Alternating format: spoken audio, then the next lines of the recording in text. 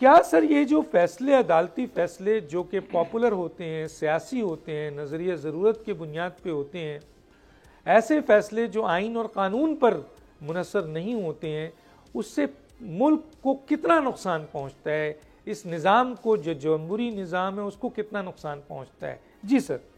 Doctor صاحب آپ نے بڑا زبردست، بڑی ایک اچھا اینگل لیا ہے کہ آج تک جو ہم فیصلے دیکھتے رہے ہیں اس میں کوئی شک نہیں ہے کہ وہ نظریہ ضرورت کے تحت یا کسی جو قرض سے میئر کے تحت ججز کی بازو مروڑ کے جو ججز کو جس کو کہنا ہے دبا کے وہ فیصلے لیے گئے ہوں گے. لیکن پہلی دفعہ میں نے پاکستان میں ایک ایسا فیصلے آنا شروع ہوئے کہ جو سوشل میڈیا کو مطمئن کرنے کے لیے اور ایک اسیوم جو ایسی پاپولر سپورٹ جو کہ ابھی تک ہم نے جو ٹینجنٹ فارم میں نہیں دیکھی،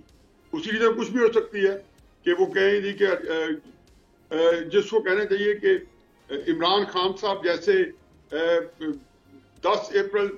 2022 میں جب اقتدار سے علیحدہ ہوئے تو انہوں نے کتنی دفعہ پبلک سپورٹ لینے کی کوشش کی،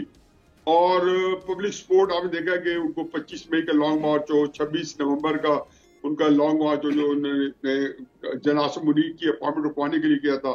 یا جیل بہت تحریک ہو، یا ایون 8 فروری کے الیکشن کے بعد ہڑتالی کالے ہوں، تو پبلک سپورٹ تو نظر کہیں نہیں آئی.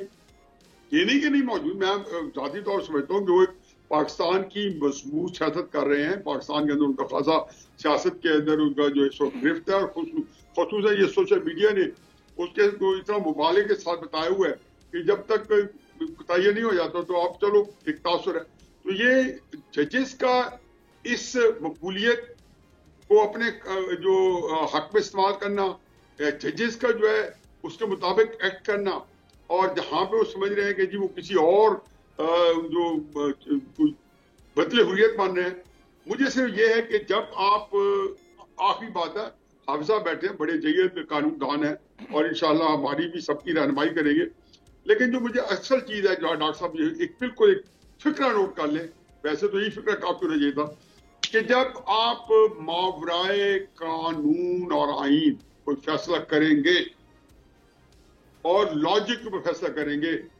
تو طاقت کے پاس یہ سہولت خود بخود منتقل ہو جائے گی. سبسکرائب کریں اور بیل دبائیں تاکہ کوئی خبر رہ نہ جائے.